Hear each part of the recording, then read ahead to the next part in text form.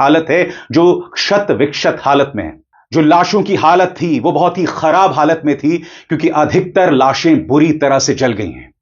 आप मेरे पीछे लगातार देख रहे हैं दोस्तों वो मंजर, विमान के क्रैश के बाद का मंजर, और वो मंजर शब्दों में बयान नहीं किया जा सकता।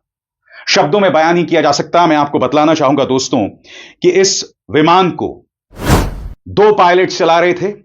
एक थे कैप्टन सुमित सबरवाल जो कि मेन पायलट थे, और इन्हें 8,200 घंटों का तजुर्बा था, और copilot first officer Clive Kunder जिनके पास 1100 घंटे विमान का अनुभव था। कहने का अर्थ था कि ये दोनों ही जो पायलट्स थे तजुर्बेकार थे। मगर ऐसा हुआ क्या?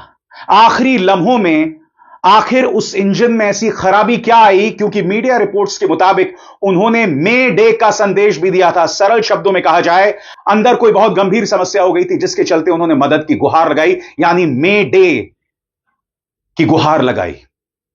क्या थी वो तकनीकी खराबी? क्योंकि कई पायलट ग्रुप्स में यह खबर भी चल रही थी कि बर्ड हिट हुआ था, यानी कि पक्षियों का एक झुंड जो कि विमान को जाकर लगा। क्योंकि अगर आप दोबारा इस तस्वीर को देखें, इस वीडियो को देखें, तो प्लेन सही मायनों में, बोइंग 787 ड्रीम लाइनर सही मायनों में टेक ऑफ नहीं कर पाता।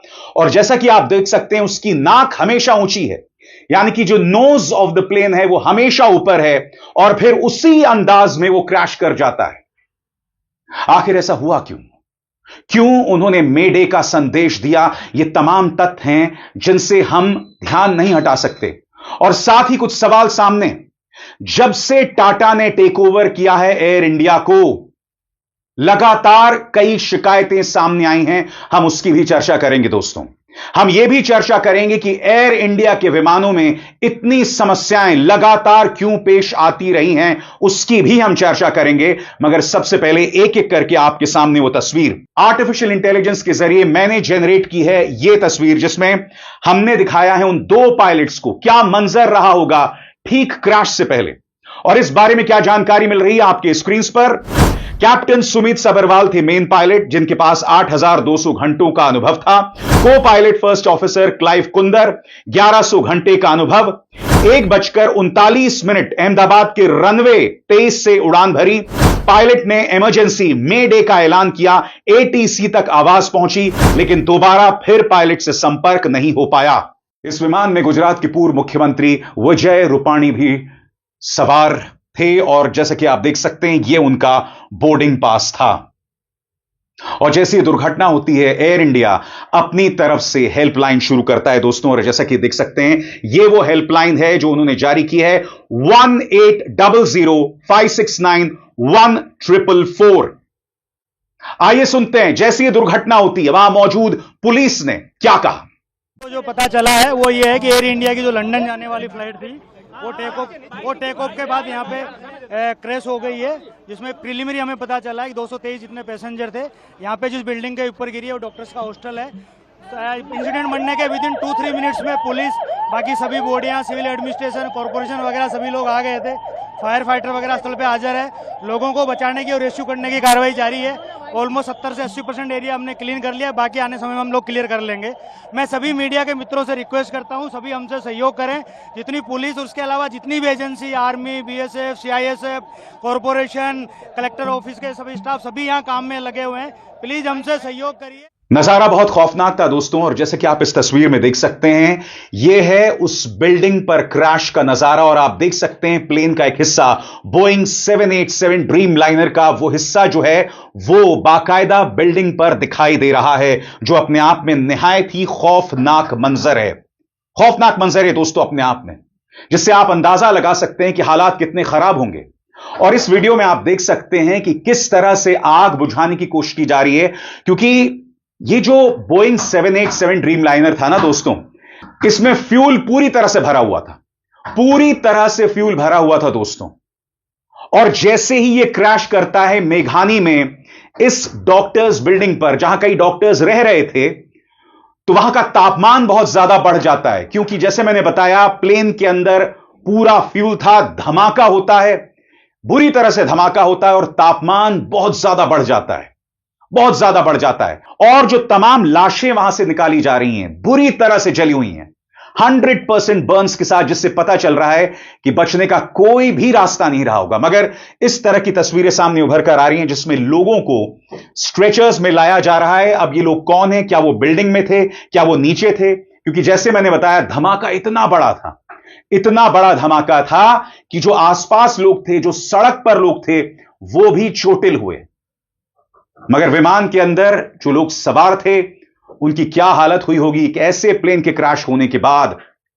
एक ऐसा प्लेन जो फुल्ली फ्यूल्ड था, इसका आप और हम अंदाजा भी नहीं लगा सकते। मैं अब आपको भावना की आवाज सुनाना चाहता हूं। भावना, जिसकी बहन उस प्लेन में सवार थी, सुनिए वो क्या कह रही है। भावना बहन, आपके कौन आ रहे थे और कौन सी फ्लाइट में आ रहे थे, और अभी क्या सिचुएशन लग रही है आपको? हमारी बहन जा रही थी लंदन। 1 बजे जा रही थी। 1:10 की फ्लाइट थी और जा रही थी लंदन। लंदन जाने से पहले ही क्रैश हो गया प्लेन। दोस्तों, इसके अलावा एयर इंडिया ने बाकायदा पूरी लिस्ट जारी कर दी है। उन 242 पैसेंजर्स की लिस्ट, ये वो तमाम लोग हैं जो कि बोइंग 787 विमान में शामिल थे, सवार थे। और सबसे बड़ी बात, एक बोइंग 787 ड्रीम लाइनर का इस तरह का क्रैश पहली बार हुआ है। सही सुना आपने दोस्तों, पहली बार हुआ है। मैं आपको बतलाना चाहता हूं, एविएशन जर्नलिस्ट, नागरिक उड्डयन पत्रकार जॉश कैहल क्या कह रहे हैं। Breaking, an Air India 7878 Dreamliner with 242 passengers on board bound for London crashed shortly after takeoff. This would be first ever crash of a Boeing 787 Dreamliner. इससे पहले कभी भी कोई भी Boeing 787 Dreamliner क्रैश नहीं किया है। स्वाभाविक सी बात है दोस्तों, इससे कई सवाल खड़े हो रहे हैं और उन सवालों का जवाब देना होगा, क्योंकि इस देश में जवाबदेही नाम की कोई चीज नहीं है। कुंभ में भगदड़ हो जाती है, किसी की कोई जवाबदेही नहीं। एक रेलवे एक्सीडेंट हो जाता है, कोई जवाबदेही नहीं। लगातार इस तरह की बातें आती हैं। आज कई सवालों के जवाब देने होंगे सरकार को भी, टाटा को भी, जिसने एयर इंडिया का टेक ओवर कर लिया था। और मैं आपको बतलाना चाहता हूं दोस्तों, जब से टाटा ने टेक ओवर किया था एयर इंडिया का, यह उम्मीद की जा रही थी कि उसके हालात सुधरेंगे, मगर सुधरने की बजाय कई शिकायतें सामने उभर कर आईं। और मैं आपके सामने सिलसिलेवार तरीके से वो तमाम मुद्दे रखना चाहता हूं, जब से टाटा ने टेक ओवर किया किस तरह की शिकायतें सामने उभर कर आईं, क्योंकि इन सवालों के जवाब देना बहुत जरूरी है।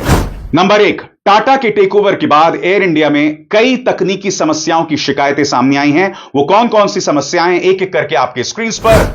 पुराने और खराब हो चुके विमानों का इस्तेमाल। एयर इंडिया के बेड़े में कई विमान पुराने हैं जिनमें तकनीकी खराबियों और बार बार मेंटेनेंस की जरूरत पड़ती है। पुराने विमान क्यों?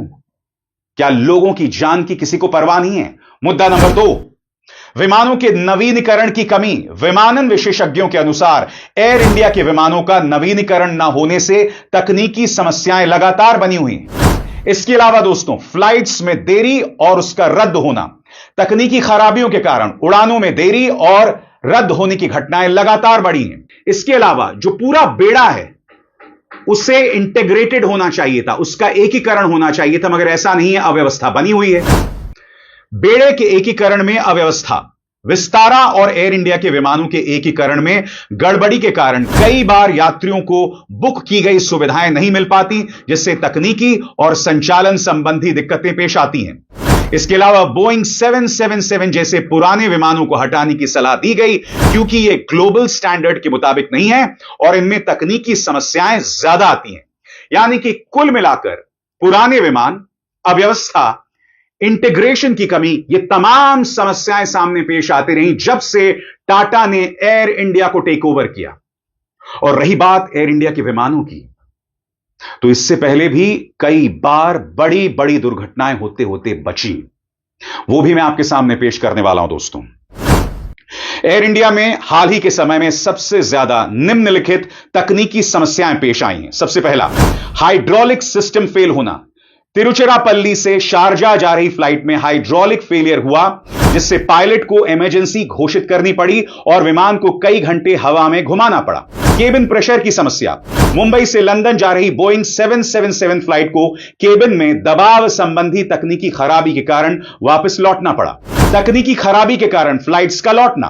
कई बार उड़ान के दौरान तकनीकी दिक्कतें आने पर विमान को बीच रास्ते में वापस लौटना पड़ता है। दोस्तों, न सिर्फ उस विमान में कई लोग मारे गए हैं, मैं अपनी तरफ से कोई आंकड़ा नहीं देना चाहता हूं क्योंकि इस वक्त जब मैं यह कार्यक्रम रिकॉर्ड कर रहा हूं, अंतिम तस्वीर सामने उभर कर नहीं आई है। जब तक ये कार्यक्रम आपके सामने आएगा, जाहिर सी बात है, दूध का दूध और पानी का पानी हो जाना चाहिए। हालांकि इस देश में दूध का दूध और पानी का पानी नहीं होता। जवाबदेही नाम की कोई चीज नहीं है, यहां किसी को जवाबदेह नहीं बनाया जाएगा। मगर मैं उम्मीद करता हूं कि काफी हद तक तस्वीर जो है वो सामने उभर कर आएगी। मगर न सिर्फ वो प्लेन क्रैश किया, उस वक्त प्लेन क्रैश किया जब उस बिल्डिंग में डॉक्टर्स जो है मेस में थे, खाना खा रहे थे, और यह तस्वीर उस बात का प्रमाण है। आप देख सकते हैं मेस की क्या हालत है। मेस यानी वो जगह जहां लोग खाना खा रहे थे। ये मेरा ले लो, मेरा।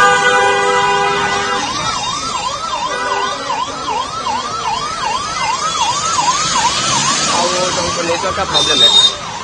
मैं जा रहा हूँ, ये इस पे मैं हूँ, ये मैं जा रहा हूँ। चलो मैं सर बाद में फोन करता हूँ, मैं अभी ये थोड़ा भागता हूँ।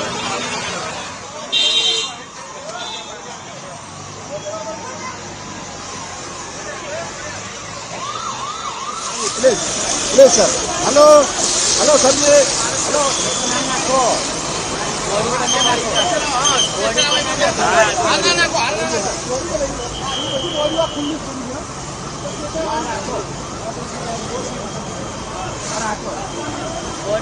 ये बुक तो नहीं, बॉडी पर रखता रहा दे।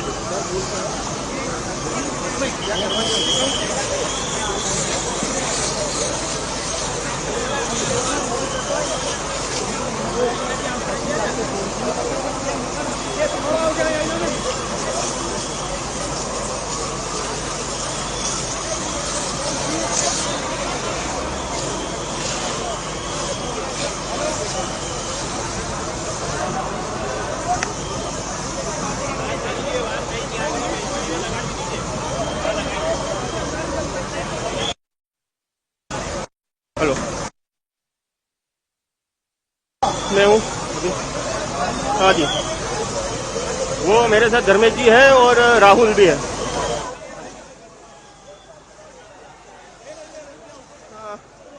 रिव्यू है, एक मिनट, मैंने कनेक्ट करके तो रखा है सर जी। धर्मेश जी ने सर्वर दिया था। नहीं, एक मिनट रुकिए, मैं करता हूँ, आपको फोन करता हूँ। हाँ बस वही है मेरे पास अभी। दूसरा धर्मेश जी है, धर्मेश जी को फोन कर दीजिए एक बार। धर्मेश, अब मैं आपको एक मां की आवाज सुनाना चाहता हूं। वो मां कह रही है कि मेरा बेटा उसी वक्त खाना खा रहा था। आइए सुनते हो मां क्या कह रही है। मेरा नाम रमीला बेन। रमीला बेन, आप कौन था वहाँ पे और हॉस्टल में कौन क्या काम कर रहे थे? मेरा लड़का है ना, वो ब्रेक पड़ा था खाने का, तो हॉस्टल में खाने गया था इधर। हॉस्टल में ही प्लेन क्रैश हुआ, पर मेरे लड़का को कुछ हुआ नहीं। बात हुई मेरी, पर इसके भाईबंद है ज्यादा हुए तो लोग मर गए।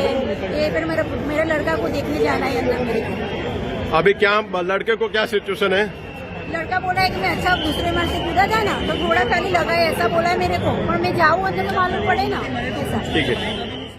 इस तरह की न जाने कितनी दास्तानें हैं दोस्तों जो सामने उभर कर आएंगी।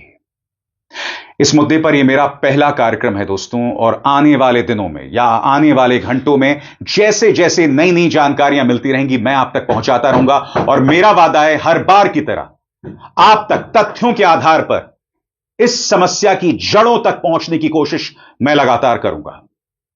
अविसार शर्मा को दीजिए इजाजत। नमस्कार।